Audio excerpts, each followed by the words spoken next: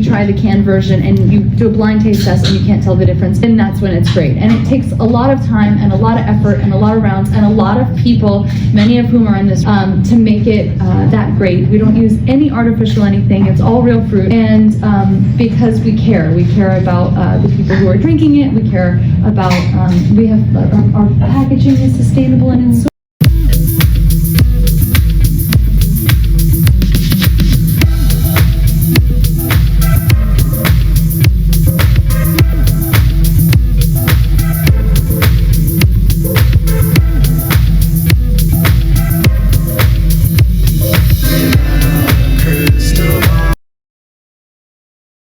Hey besties, welcome back to my channel. Today we're going to dive deep into the full story of Betty Buzz, the beverage company that Blake Lively often promotes as her own. But the reality is far more complicated than what you see on Instagram or in the media. What if I told you that Blake and her company, or her affiliate company, LOL Hada, are actually broke? Like, completely broke. And not just now, they were struggling financially even before the movie release, before any fake smear campaign, before any of that drama happened.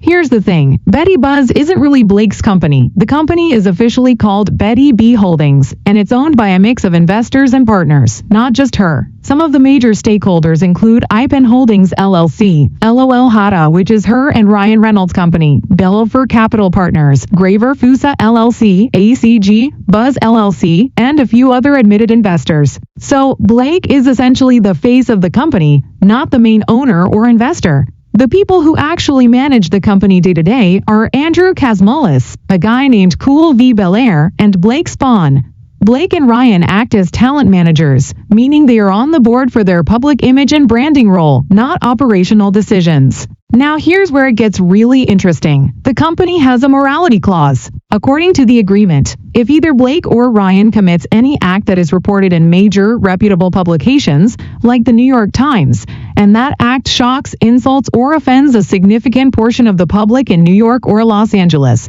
or causes a lasting negative impact on their public image or the company's image, the board can vote to remove them from management. Blake and Ryan themselves cannot vote in this decision. This doesn't require them to commit a crime or anything illegal. It's literally about public perception, and this clause was active when Blake promoted her alcohol line during the press tour for It Ends With Us. She even created a drink called Real You Wait after the abuser in the movie, brought cans to interviews, and offered them at after parties. She tied her movie promotions to the beverage line, which brought scrutiny to both her reputation and the company. Under this clause, if her actions hurt the company's public image, she could technically be removed or lose investment. Here's another interesting point. Blake often promotes Betty Buzz as her company, but most people don't know that Ryan Reynolds is heavily involved. Together, Blake and Ryan invested $2.1 million and own roughly 32% of the company.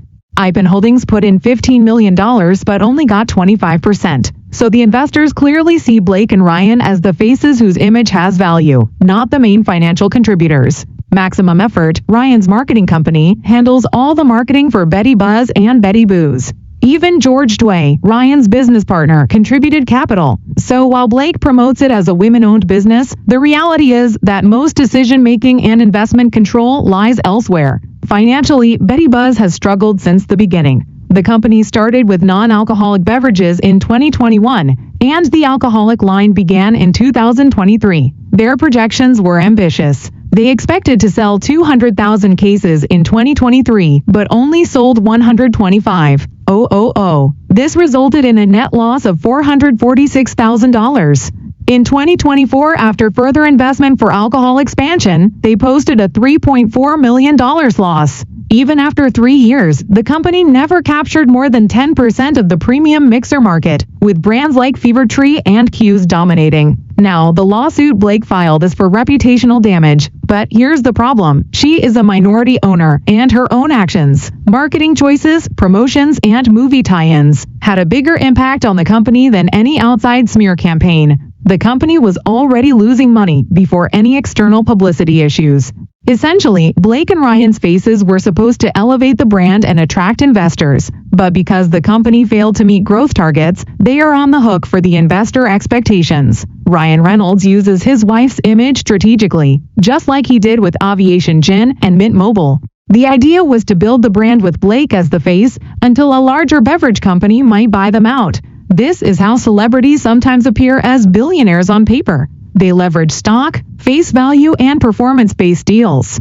But in reality, Betty Buzz has been financially struggling, and Blake and Ryan made zero profit. They even had to pay minimum taxes despite the company losing millions. So to sum it up, Betty Buzz is not woman-led. Blake is a minority owner and the face. Ryan's marketing company runs operations. The company is financially struggling, and the lawsuit is mostly about protecting reputation and blaming external factors, rather than an actual smear campaign. Investors are involved heavily, and if Blake or Ryan's public image suffers, they could lose their role or investment entirely. Are you shocked to learn that the company isn't as successful as portrayed? That Blake's image and Ryan's marketing strategy were meant to sell the idea of success, not actual profit? This story really shows how celebrity-backed brands can look huge on the outside but be failing on the inside. Let me know your thoughts in the comments below. Don't forget to like, subscribe, and hit the bell so you never miss a video. Thanks for watching, besties!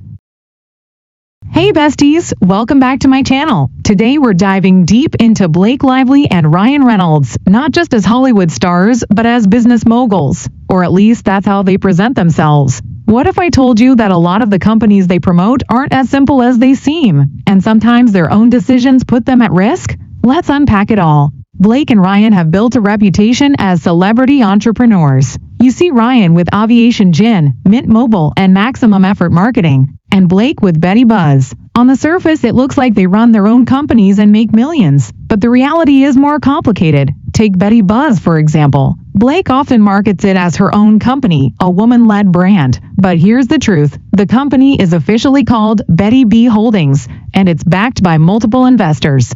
Blake and Ryan are actually minority owners. They contributed around $2.1 million for about 32% of the company. The biggest investor, Ivan Holdings, put in $15 million and only got 25%. So the real control, financial and operational, lies with the investors, while Blake and Ryan are the faces of the brand, the talent managers. Even the marketing is handled by Ryan's company, Maximum Effort, which means he essentially controls how the company is promoted. Another crucial detail is the morality clause in their contracts. It doesn't require them to break the law or do anything illegal. Instead, if a high-profile news outlet publishes something that shocks, offends, or insults a significant portion of the public and damages their reputation or the company's, they can be removed from management. That means their image is directly tied to the company's value. And here's where Blake got herself into hot water. She promoted her alcohol line during the press tour for It Ends With Us, with drinks that referenced a movie abuser. This created public scrutiny, and technically, it put her and the company at risk under the morality clause. Financially, things haven't been smooth. Betty Buzz launched in 2021 with non-alcoholic beverages and added alcoholic products in 2023. The company projected massive growth, 200,000 cases in 2023, but only sold 125,000, resulting in a $446,000 loss. In 2024, losses increased to $3.4 million.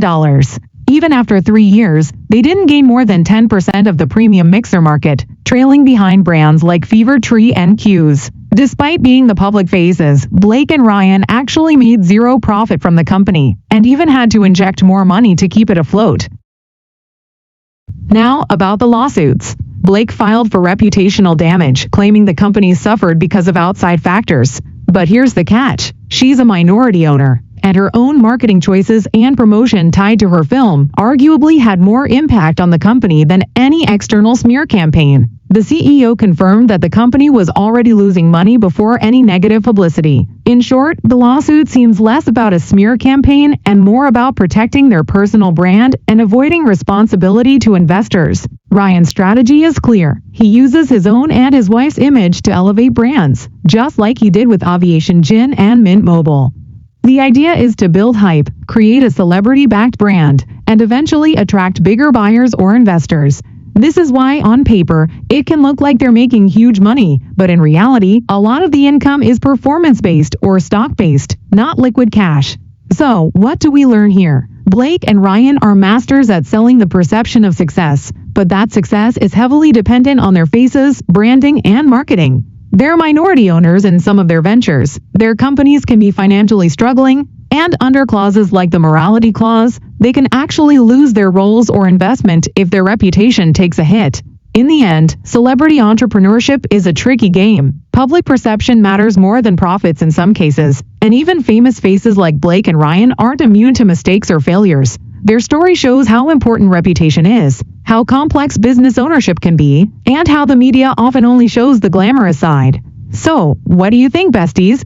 Were you surprised to learn how Blake and Ryan really operate behind the scenes? Let me know in the comments below. Don't forget to like, subscribe, and hit the bell so you never miss a video. Thanks for watching, besties.